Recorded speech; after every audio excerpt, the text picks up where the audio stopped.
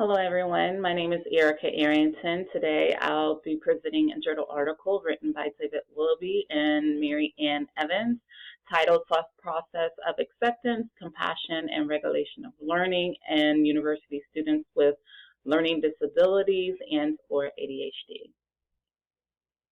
There was a lot of information presented in the article. First, authors discussed the effects of social and emotional factors on self-regulated learning within students attending post-secondary education identified as having LDs and/or ADHD. Self-regulated learning, of course, is one's ability to be actively involved in their learning processes. It is very important for students within post-secondary education to be able to have those self-regulated learning skills. They are expected to be able to motivate themselves, to direct their learning, and to manage their time and their resources. Previous research has shown that students with learning disabilities and/or ADHD experience great difficulty within this area, which can greatly affect their academic outcomes. Researchers conducted a study examining the relationship between self-regulated learning and self-acceptance of the LD, as well as self-compassion. The study was conducted in Turkey at the University of Guelph. I'm hoping I'm pronouncing that correctly. And it consisted of 81 students with varying levels of education. Some were freshmen, sophomores, some were graduate students. They also varied in the type of major they were studying and also in race. The study also consisted of self-reporting measures, including a self-compassion scale, a self-acceptance of learning disability scale. It also consisted of a motivated strategy learning questionnaire and a positive and negative trait short form. It also consisted of 6 subcategories that included personal perception of metacognitive regulation, their use of time in their environment, effort regulation, elaboration, and self-efficacy for learning performance. Significant correlations within the study's findings indicated that positive associations existed between self-acceptance of the LD and self-regulated learning, and that LD ADHD students exhibited lower self-compassion than LD ADHD students, although no direct association was found between self-compassion and self-regulated learning. What was interesting also was that they found a direct correlation between self-compassion and self-efficacy, which is one's ability to believe or belief that they will achieve or succeed in a certain area. The authors, based on previous research findings of correlations between self-acceptance and other self-perceptions, and between self-comparison with other self-regulatory constructs, they believe that there was a strong connection between self-acceptance of the LD and self-regulated learning, as well as self-compassion. The authors state that self-evaluative processes such as self-concept and self-efficacy of students with LD ADHD may affect students' motivation and their ability to overcome challenge. They also added that the students with LD and ADHD are at greater risk for self-criticism and lowered self-compassion.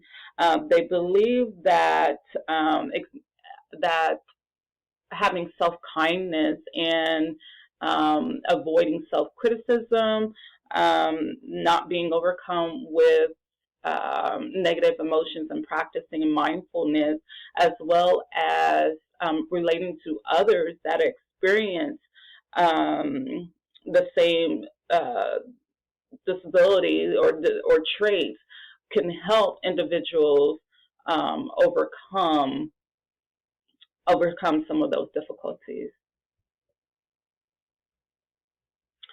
My personal reaction, I found the article to be very interesting. The findings within the article contribute greatly to education research and is very relevant to understanding the needs of students with LDs and or ADHD. It's just not enough research out there, and this was very appropriate and very needed, and hopefully will encourage other educators to research and provide interventions that can help to gain more awareness and more strategies and more methods in implementing what's needed for students. The article highlighted some very important aspects of social and emotional development, and it was interesting to learn about the strong correlation between self-regulated learning, acceptance of LD, and self-compassion. In addition, although the article stressed the need to implement interventions to address the concerns presented in the article, specifics regarding the various strategies or methods that could be used were lacking. I was left with the question as to, okay, well, where do we go from here? We understand that it needs to be addressed and interventions need to be implemented, but specifically, what kind of strategies or methods need to be used in order to improve students' social and emotional development, and that will help to contribute to their self-regulated learning. Implications to practice. The study's findings stresses the need to address students' social and emotional needs rather than just focusing on providing accommodations, which are necessary to meet cognitive and physical needs.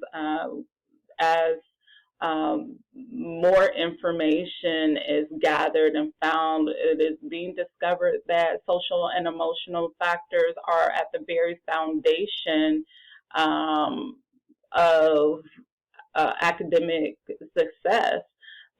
In order to be able to, such as within the building blocks model, students need to be able to self-regulate. They need to be resilient.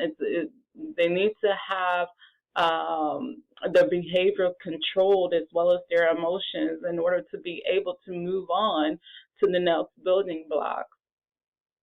As an educator working alongside parents, it's important to begin helping students as early as elementary discover their learning style.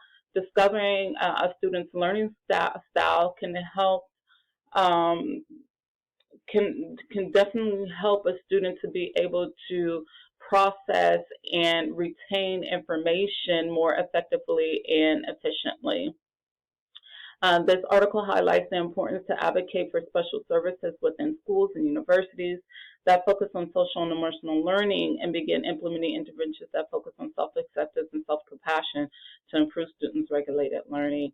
Once again, it's important for us to be able to discover what works, what is going to improve our students' learning, and make sure that we are incorporating strategies and methods that will help to improve students' social and emotional well-being, as well as their cognitive and physical needs.